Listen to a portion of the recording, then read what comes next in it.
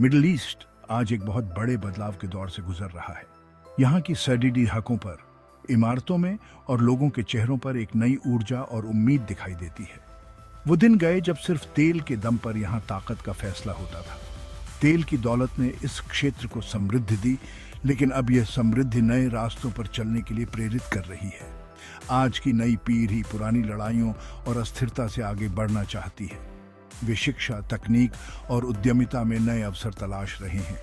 वे एक ऐसे भविष्य की कल्पना कर रहे हैं जहां शांति और प्रगति हो। सऊदी अरब और यूएई जैसे देश अपनी अर्थव्यवस्था को मजबूत करने के लिए नए नए क्षेत्रों में निवेश कर रहे हैं। वे जानते हैं कि तेल पर निर्भरता कम करने से ही वे स्थिरता और विकास की ओर भी आ सकते हैं। वो टेक्नोलॉजी, टूरिज्म और रिन्यूएबल एनर्जी को अपना रहे हैं। इन क्षेत्रों में निवेश से न केवल आर्थिक विकास हो रहा है, बल्कि यह पर्यावरण के प्रति भी उनकी जिम्मेदारी को दर्शाता है। सऊदी अरब और तुर्की के बीच संबंध जटिल हैं, जो क्षेत्रीय प्रभाव, वैचारिक मतभेदों और सतर्क भागीदारी को लेकर प्रतिद्वंद्विता से चिह्नित हैं। हाल ही में आर्थिक सहयोग और स्थिरता में आपसी हितों के माध्यम से इसमें सुधार हुआ है।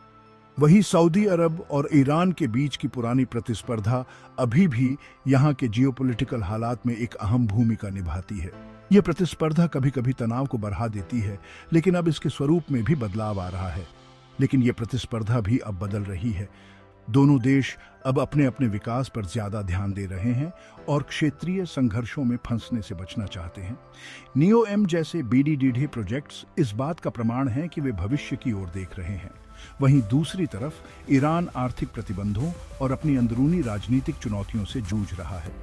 वहां के लोग भी बदलाव की मांग कर रहे हैं और एक बेहतर भविष्य की उम्मीद कर रहे हैं। सऊदी अरब की विदेश नीति अमेरिका समर्थक रुख से हटकर अधिक संतुलित रुख की ओर बढ़ गई है, जो वैश्विक संघर्षों में तटस्थता बनाए रखते हुए ओपेक+ के माध्यम से रूस के साथ घनिष्ठ संबंधों को बढ़ावा दे रही है। अमेरिका, जो कभी इस क्षेत्र में सबसे ताकतवर था, अब उसकी मौजूदगी कम होती दिख रही है। वे अब अपने संसाधनों को अन्य क्षेत्रों में केंद्रित कर रहे हैं। वहीं दूसरी तरफ रशिया ने अपने रणनीतिक गठबंधनों और सैन्य दखलंदाजी के जरिए अपना प्रभाव बढ़ाया है। मिडिल ईस्ट बदलाव के दौर से गुजर रहा है, जहां चुनौतियां और अवसर दोनों मौजूद हैं।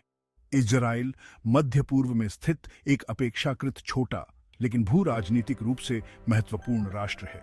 1948 में अपनी स्थापना के बाद से इजराइल कई क्षेत्रीय गतिशीलता, संघर्षों और शांति पहलों के केंद्र में रहा है। यह अपनी उन्नत तकनीक, मजबूत सैन्य और लचीली अर्थव्यवस्था के लिए जाना जाता है। पुरानी बातें अब पीछे छूट चुकी हैं और उनकी जगह एक ऐसी दुनिया ने ले ली है जहां बदलाव ही नियम है। यहाँ की संस्कृति और इतिहास भी इस बदलाव का हिस्सा बन रहे हैं। आगे बढ़ने के लिए यहाँ के नेताओं को साहसिक फैसले लेने होंगे, नई सोच को अपनाना होगा और नई साझेदारियां करनी होंगी। यह एक लंबी यात्रा है, लेकिन इसके परिणाम इस क्षेत्र के भविष्य को बदल सकते हैं। सऊदी अरब, इस्लाम का जन्मस्थान और दुनिया के सबसे बड़े तेल भंडार वाला देश, आज एक मोड़ पर खड़ा है। सदियों से यह देश अपने तेल संसाधनों पर निर्भर रहा है, जिसने इसे वैश्विक ऊर्जा बाजार में एक प्रमुख खिलाड़ी बना दिया है। लेकिन अब एक नई दिशा में कदम बढ़ाने का समय आ गया है। क्राउन प्रिंस मोहम्मद बिन सलमान के नेतृत्व में यह देश अभूतपूर्व सामाजिक और आर्थिक बदलाव के दौर से गुजर रहा है। उनके नेतृत्व में कई सुधार और नीतियां लागू की जा रही हैं, जो देश की पारंपरिक छवि को बदलने का प्रयास कर रही हैं।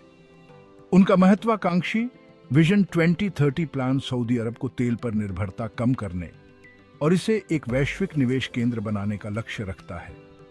इस योजना के तहत देश में निवेश के नए अवसर पैदा किए जा रहे हैं और विदेशी निवेशकों को आकर्षित करने के लिए कई कदम उठाए जा रहे हैं। मुख्य उद्देश्य टूरिज्म, टेक्नोलॉजी और रिन्यूएबल एनर्जी जैसे गैर तेल क्षेत्रों का विकास करना है। इसके तहत देश में पर्यटन को बढ़ावा देने के लिए कई परियोजनाएं शुरू की गई हैं, जिनमें ऐतिहासिक स्थलों का संरक्षण और नए पर्यटन स्थलों का विकास शामिल है।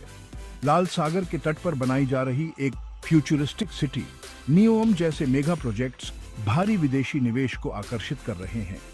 एनईओएम एक स्मार्ट सिटी के रूप में विकसित की जा रही है, जो अत्याधुनिक तकनीक और स्थिरता के सिद्धांतों पर आधारित होगी। सऊदी अरब और यूएई के बीच मजबूत आर्थिक और सुरक्षा सहयोग है और क्षेत्रीय स्थिरता तथा ईरानी प्रभाव का मुकाबला करने में दोनों की पारस्परिक रुचि है। इजरायल ने अब्राहम समझौते के माध्यम से सऊदी अरब और यूएई के साथ संबंधों को मजबूत किया है।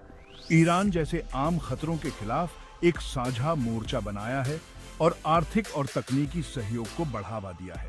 क्षेत्रीय स्तर पर सऊदी अरब एक ज्यादा व्यावहारिक दृष्टिकोण अपना रहा है। ये देश अब अपने पड़ोसियों के साथ बेहतर संबंध स्थापित करने की दिशा में काम कर रहा है, ताकि क्षेत्र में स्थिरता और शांति बनी रहे। ये देश क्षेत्रीय संघर्षों में फंसने से बचने पर ध्यान केंद्रित कर रहा है।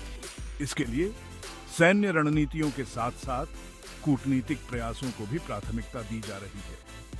सऊदी अरब ने अपने पुराने दुश्मनों के साथ भी संवाद के रास्ते खोले हैं, जिससे क्षेत्र में शांति और सहयोग की नई संभावनाएं उभर रही हैं। यूनाइटेड अरब एमिरेट्स 7 अमीरात का एक संघ इस क्षेत्र में आर्थिक विविधता और धार्मिक सहिष्णुता का एक आदर्श उदाहरण बनकर उभरा है। यूएई ने व्यापार, पर्यटन और वित्त के लिए एक वैश्विक केंद्र बनने के लिए अपने रणनीतिक स्थान, व्यापार अनुकूल वातावरण और विश्व स्तरीय बुनियादी ढांचे का सफलतापूर्वक लाभ उठाया है। यूएई ने अपने गैर तेल क्षेत्रों, खासकर टूरिज्म, लॉजिस्टिक्स और रिन्यूएबल एनर्जी जैसे क्षेत्रों को विकसित करने में महत्वपूर्ण प्रगति की है। दुबई, जो अपनी ऊंची इमारतों और शानदार पर्यटन के लिए जाना जाता है, टेक्नोलॉजी और इनोवेशन का भी एक वैश्विक केंद्र बन गया है। यूएई की राजधानी आबू धाबी रिन्यूएबल एनर्जी और सस्टेनेबल डेवलपमेंट में भारी निवेश कर रही है। यूएई ने धार्मिक सहिष्णुता और अंतरधार्मिक संवाद के प्रति अपनी प्रतिबद्धता से भी खुद को अलग दिखाया है। ये देश 200 से ज्यादा देशों के लोगों का घर है और इसने खुद को एक ऐसे क्षेत्र में संयम और सह अस्तित्व के प्रतीक के रूप में स्थापित किया है, जहां अक्सर सांप्रदायिक तनाव देखा जाता है।